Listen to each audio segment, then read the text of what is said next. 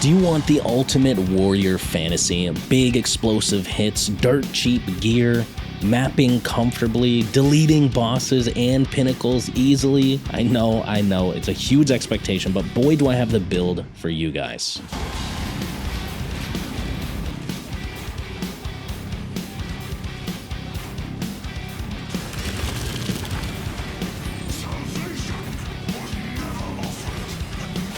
Let's go over the gear right away so you guys have an understanding of how much this costs. The biggest item that is going to cost money for you is going to be the shield. Now, this is a shield with 1142 armor. I spent about 1 divine on it, but this was literally last night. The entire time I've been using this shield here, which has 619 armor, which cost me literally nothing. And yeah, I mean, shield wall itself has been powerful, but I think I've made it even more powerful. Beyond the actual shield, there is a couple of things we're going to need to talk about right away. And that's going to be the blistering bond ruby ring.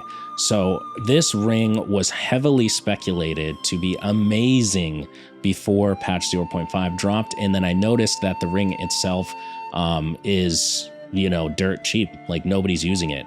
And I think that's because you can't use Avatar of Fire with it. But that actually makes sense because Avatar of Fire makes it so that you can't deal any type of damage other than fire damage, which means that you have no way to actually initiate the bleed. So how can fire damage contribute to bleeding magnitude without that initial hit happening? So I kind of knew that going in, and I wanted to make a bleed focused Titan, and it was only by complete accident that I stumbled on using shield wall as the way to apply the bleed, and then having blistering bond with fire damage make the bleeding magnitude absolutely massive. So think of this as one of your centerpieces. Is another centerpiece is going to be the Nebulok, and you guys kind of already understand how this works from 0.4 and previous builds, where every single time you consume an endurance charge, you critically hit. Now, this is important because bleed likes big hits, bleed likes crit. Anything that's a big amount of damage at once is going to make this a lot better. So the downside of Nebulok using it at all is generating endurance charges. I hate endurance charges so much. In PoE1, they actually had a use beyond, you know, spending them. They had like inherent bonuses, which they don't have in PoE2. So anything that involves an endurance charge or charges in general, I'm just like, I've played plenty of charge-based builds and I just don't really like it. So I almost skipped out on Nebulok until I figured out how to make the actual endurance charge generation portion so easy, like so stupidly lizard brain easy, that I don't mind having it at all. And we'll go over that in a second. So grab the Nebulok and then we'll move on to the next thing, which is going to be the Amor Mandragora Changeling Talisman. Now, this is where a lot of the shield wall speed is going to come from. Now, it's not going to be super fast. There is some investment that you're going to need in the tree as well, which we'll go over in a second. But the biggest thing we're looking at here is Druidic Prowess. So Druidic Prowess is a stacking buff, which grants 10% increased skill speed and causes hits with spell damage, which blah, blah, blah. We don't need that. So skill speed, 10%, and it stacks up to 3 times. That's 30% skill speed. So if we can maintain this, especially in mapping, it's going to make shield wall feel incredible, which is what you're seeing. Every time you see that flower land on the ground, that is a stack of Druidic Prowess, and I've had no problem maintaining max stacks during mapping. So that's an automatic 30% increased skill speed, which makes shield wall at its base level just feel a ton better. So the 3 biggest uniques you focus on with this build are Blistering Bond, Amor Mandragora, and then Nebulok, all extremely cheap uniques. Now, as far as the chest piece I'm running, I'm doing the brass dome because I want the increased armor, and the fact that I can increase armor by 50% through the Titan Ascendancy nodes means that I can make this even higher. And with resistances on this ring and the amulet and boots and stuff like that, I have 74 resistances, missing some cold. This build really isn't optimized, like I said, so I can just throw a cold somewhere, probably on the helmet or something like that, and make up for that until I get better gear. But if you were just to run the brass dome, Blistering Bond, Amor Mandragora, and Nebulok, you would have this build. Like, it's literally that simple. The rest of the stuff can just make up for, you know, resistances and whatnot. You do want to have +2 to melee in places. I would ideally want a +3 to melee on the amulet itself, and some flat damage on rings is nice, but a lot of this, like I said, is completely unoptimized. Boots, 35% increased movement speed. You guys can take a look at that. And I will at some point, probably when I've optimized it a little bit more, I will make it a guide for you guys, like a written guide, so you can follow along and level it up. But it's so easy.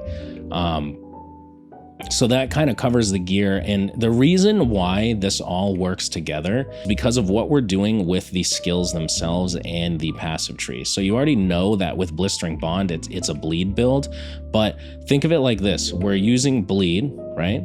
We're critically hitting every single time, so that bleed application is massive. Then we have fire, which is contributing to the bleed magnitude, so the magnitudes of those bleeds are massive.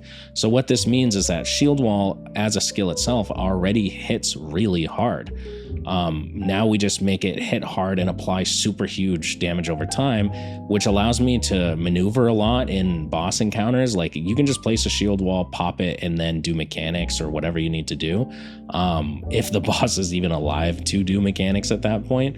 But it just makes it a lot easier than being locked in place, which I don't like about sort of any build.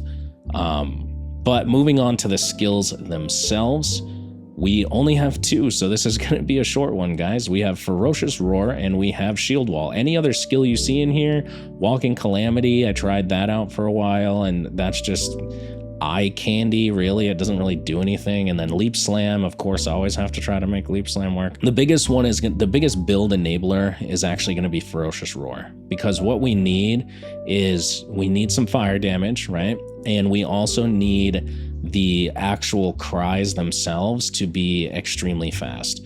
So if I take out Infernal Cry, right, and we just check out how fast I can War Cry, and now I have the skill speed also. So I have the skill speed and I have the endurance charges. I can spam this all day.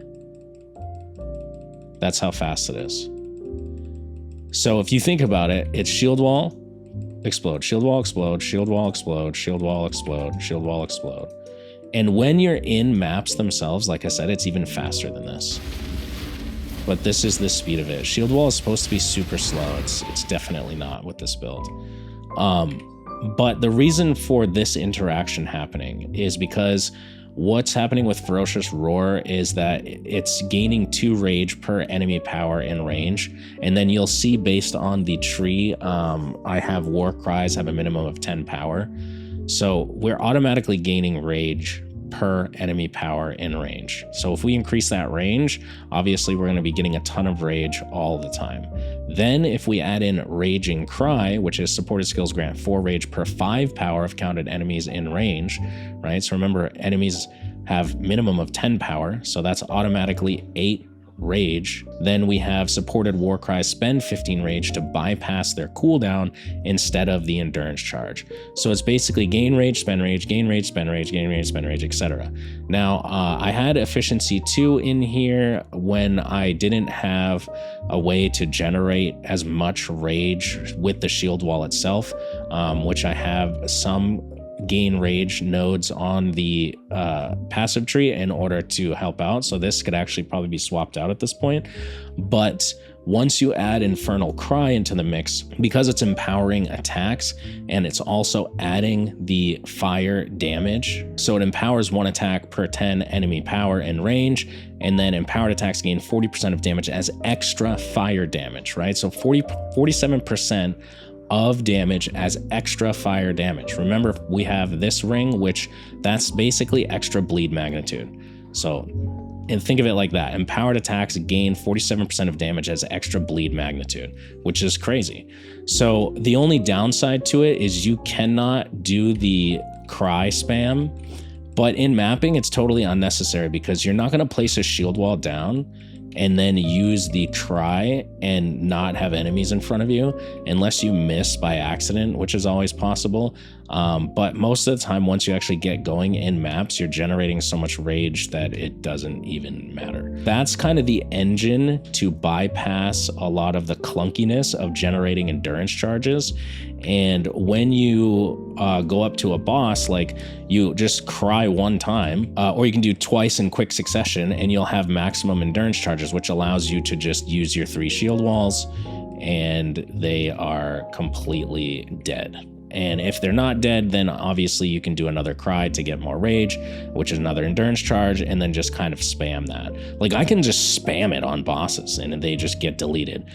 Sometimes you still get phased into a mechanic, which is really annoying, but that's where the damage over time comes in, because you're able to just kind of move around and do the mechanics while it's still doing damage.